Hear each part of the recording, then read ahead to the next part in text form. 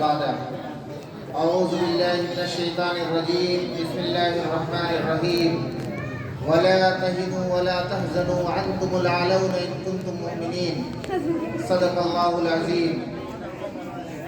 محترم سامعین، مہمان اعظام، عزیز طلباء، یوم جمہوریہ کے متعلق مختصر روداد آپ کے سامنے حضرت مولانا ولی اللہ صاحب نے پیش کر دی۔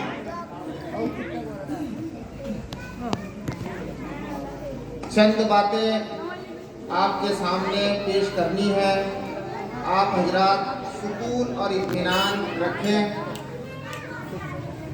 یہ آزادی کیا چیز ہے اور اسلام کا نظریہ آزادی کیا ہے؟ اللہ تبارک و تعالی نے انسان کو آزاد ہی پیدا کیا تھا، غلامی انسان کے حق میں تھی ہی نہیں۔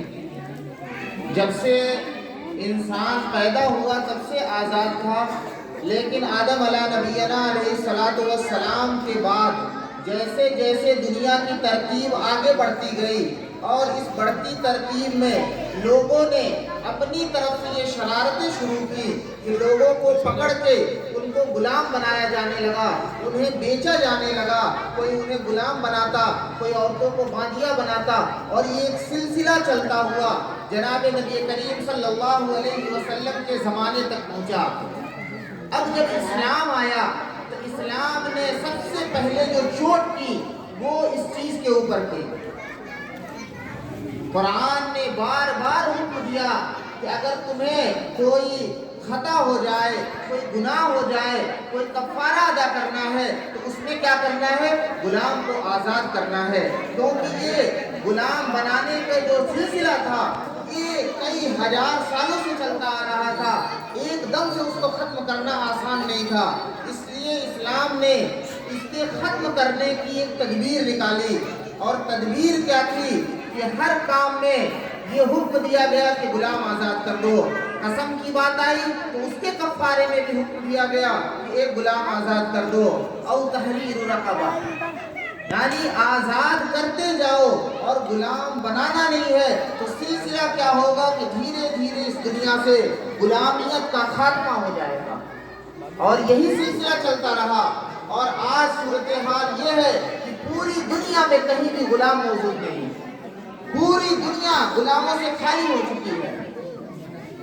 یہ اسلام کا ابتدائی نظریہ تھا، لیکن ہندوستان کے اندر آج سے 300-400 سال پہلے کی بات ہے، 17ویں صدی کی ابتدا کے اندر جب انگریز ہندوستان کے اندر آئے اور انہوں نے ایسٹ انڈیا کمپنی کے نام سے اپنی ایک کمپنی بنائی یہاں پہ اور تجارت اور کاروبار شروع کیا، دھیرے دھیرے وہ اپنے اس کاروبار اور تجارت کے ذریعے سے یہاں کے بڑے رئیس اور مالدار بن گئے، اور حضرت اورنگزیب عالمگیر رحمۃ اللہ علیہ کے زمانے میں یہ لوگ آئے تھے، لیکن اس دور میں ان کا کام صرف یہ تھا کہ یہ لوگ صرف تجارت کرتے ہیں۔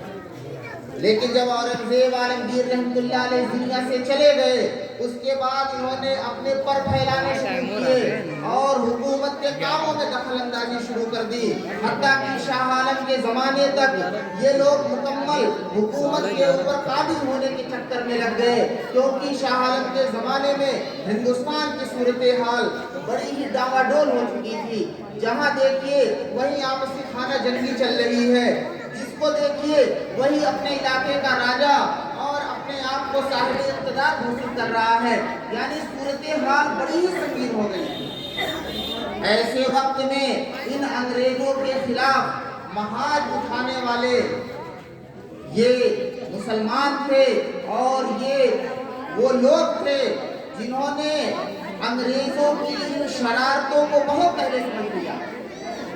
پہلی جنگ آزادی 1857 کے اندر ہوئی، لیکن اس سے 100 سال پہلے ہی مسلمان ان انگریزوں کے خلاف لڑنا شروع کر دیے۔ 1757 کے اندر سب سے پہلی جنگ جو پلاسی کے میدان کے اندر ہوئی وہ سراج الدولہ اور انگریزوں کے درمیان ہوئی۔ اس جنگ کا نتیجہ مسلمانوں کے میں تھا، سراج الدولہ کی فتح یقینی تھی، اور اگر سراج الدولہ اس جنگ کے اندر جیت جاتا تو انگریز اسی وقت ہندوستان سے نکل گئے ہوتے۔ لیکن بدقسمتی کہیے کہ غدار میر جعفر کی وجہ سے سراج الدولہ مارا گیا اس جنگ کے اندر، اور انگریز مکمل طور پہ بنگال کے اندر قابض ہو گئے۔ بنگال کا جو یہ علاقہ تھا، یہ سرحدی علاقہ تھا، یہ تجارت اور کاروبار کا علاقہ تھا۔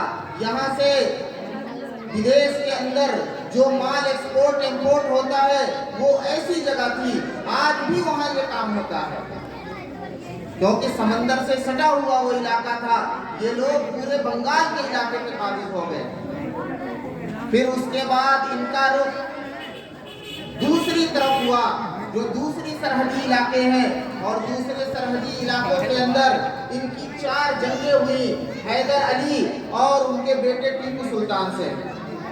بہرحال غدار ہر جگہ موجود تھے، وہاں بھی میر سعدی کی غداری کی وجہ سے مسلمانوں کو شکست ہوئی، ٹیپو سلطان جیسا بہادر مارا گیا، اور یہ لوگ ان علاقوں کے اندر بھی قابض ہو گئے۔ اب اس کے بعد صورتحال ہندوستان کی بد سے بدتر ہوتی جا رہی تھی۔ دلی کے اندر جو حکومت موجود تھی اس میں اتنا دم نہیں تھا کہ وہ تنہ تنہا انگریزوں کے خلاف لوہا لے سکے۔ ایسی صورتحال میں جو کارنامہ ان انگریزوں کے خلاف محاذ کھڑا کرنے میں دیا، وہ ہمارے اکابر اور اس ہندوستان کی مشہور شخصیت شاہ ولی اللہ محدث دہلوی رحمۃ اللہ علیہ ہیں۔ انہوں نے بہت پہلے ہی انگریزوں کے خلاف ایسی تحریریں اور ایسی کتابچے اور کتابوں میں ان کے خلاف ایسی باتیں لکھ دی کہ سب سے پہلے ان کا فتویٰ یوں سمجھیے کہ ہندوستان کے دارالحرب ہونے کا جاری ہو چکا تھا۔ 1803 کے اندر جب یہ لوگ دلی کے سلطنت پہ برابر کے حصے دار بن گئے، یعنی بادشاہ کو تو بٹھا دیا، نام کے لیے یہ بادشاہ ہے، لیکن بادشاہ کے علاوہ سارا اقتدار انگریزوں نے اپنے قبضے میں لے لیا۔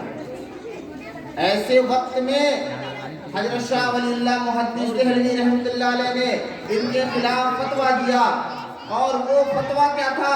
کہ دارالحرب اعلان تھا کہ اب ہندوستان میں ان انگریزوں سے جہاد فرض ہو چکا ہے۔ لیکن شاہ ولی اللہ محدث دہلوی رحمۃ اللہ علیہ اپنی آخری عمر کے اندر تھے، وہ اس دنیا سے چلے گئے۔